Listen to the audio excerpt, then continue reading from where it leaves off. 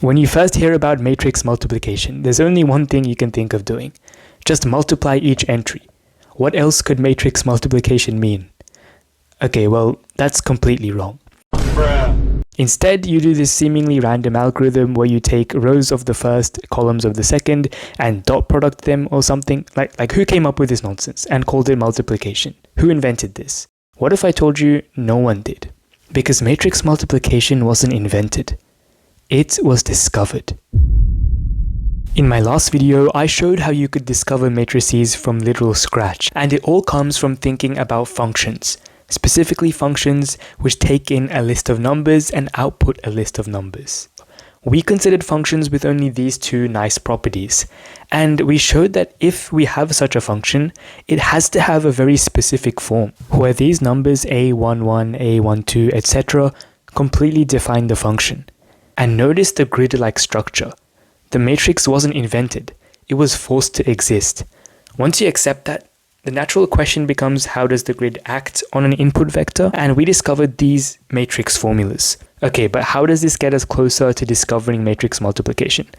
Well, if we think about matrices as functions, then let's think about it. What can you do with functions? You can evaluate them at an input, you can combine their outputs in different ways, and you can compose them.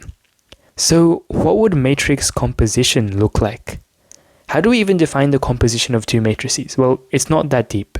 We just define it like function composition. So AB of x equals A of B of x. This is just like how f composed with g of x is equal to f of g of x, where f and g are functions.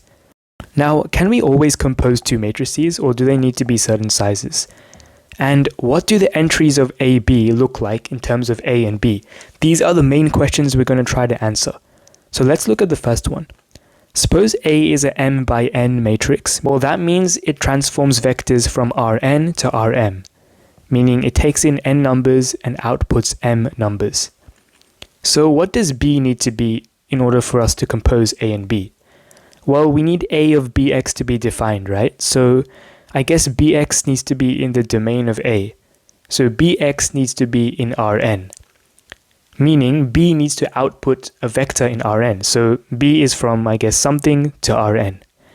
And it's always from R something to R something. That's what a matrix is. So we're going to say B is from Rp to Rn, where P is just some positive integer.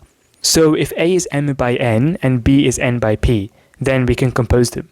We need these middle numbers to match in order to compose them. Now let's think about what the result is going to be. What does AB take in and what does it output?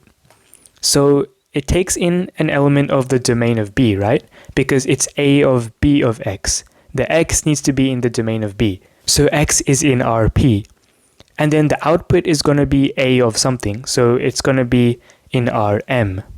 So AB is from Rp to Rm, meaning it is an m by p matrix. So the output size is going to be this. Now this diagram is very, very important. If these middle numbers are not the same, we can't compose the two matrices. Okay, now that we've done that, let's think about what the entries of AB look like. So we want to find a formula for the ijth entry of AB, and also a formula for the columns of AB. I seriously recommend you try these yourself, especially if you're learning linear algebra for the first time. It's better for you to discover this on your own than me having to give it to you. Now, all you need is the definition of AB as a composition, and it only takes these three tricks which we discovered in the last video. Trust me, I believe you can do this. So we want the ijth entry of AB. Now we know the ijth entry of a matrix C is the coefficient of xj in the ith row of Cx. That was just an observation we made on the idea of a matrix as a function in our previous video. So we need the coefficient of xj in the ith entry of abx. So first, let's look at the ith entry of abx. Well, think about it. Bx is a vector because B takes in a vector and outputs a vector. So we're going to do A of a vector. Now, what do we know about the ith entry of A of a vector? Well, that's just the ith row of A dotted with that vector. So this is going to be the ith row of A dotted with Bx. Now, what do we know about Bx? Well, in our previous video, we figured out that Bx is a linear combination of the columns of B. Okay, so this is what we have now. I'm stopping at the number p because B has p columns. Remember, it's m by p columns. Now, if you know basic properties of the dot product, you can split it up over sums and also take constants out. So we're just going to do that. Okay, now the ijth entry of AB is the coefficient of xj in the ith entry of ABX.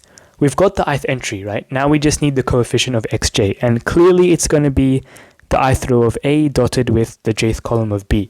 Now remember, that's just a number because the dot product returns a scalar. So we actually did it. We have a formula now. The ith entry of AB is the ith row of A dotted with the jth column of B.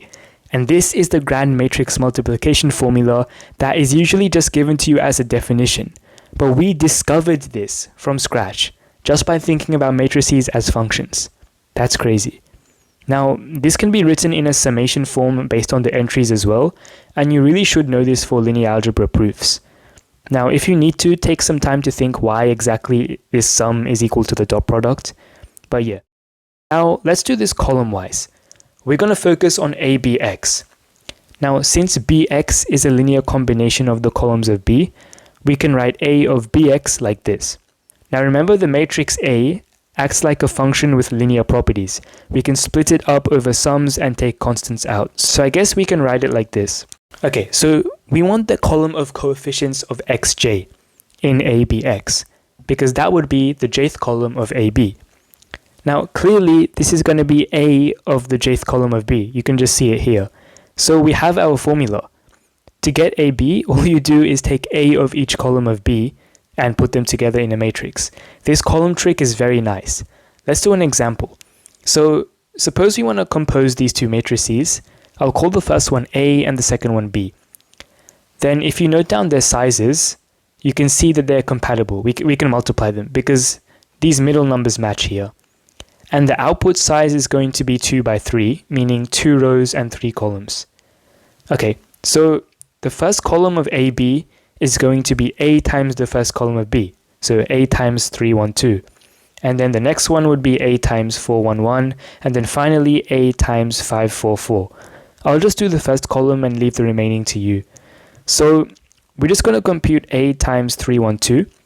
This is a matrix acting on a vector. So it's just going to be this, where we dot product the rows of the matrix with the vector. And this gives 11, 7. Okay, I'll leave the rest to you because I don't really like arithmetic, so I guess you can do it. We've discovered matrix composition, but we should think more about how it behaves. So like the associative law, the commutative law, do those hold? The associative law states that A times BC is equal to AB times C. If you think of this in terms of functions, then clearly this is going to be true in general, because all this means is that you apply C, then you apply B to the result, and you apply A to the result of that. And both sides say the same thing, it's the same order. Now, how about the commutative law? Is AB equal to BA in general? You can't just swap the order of two functions and pretend they're the same. It might be true for two specific functions, but in general, that's just not going to work. So matrix composition is not commutative. Okay, so to recap, here are the two main formulas we discovered today. Not defined, discovered.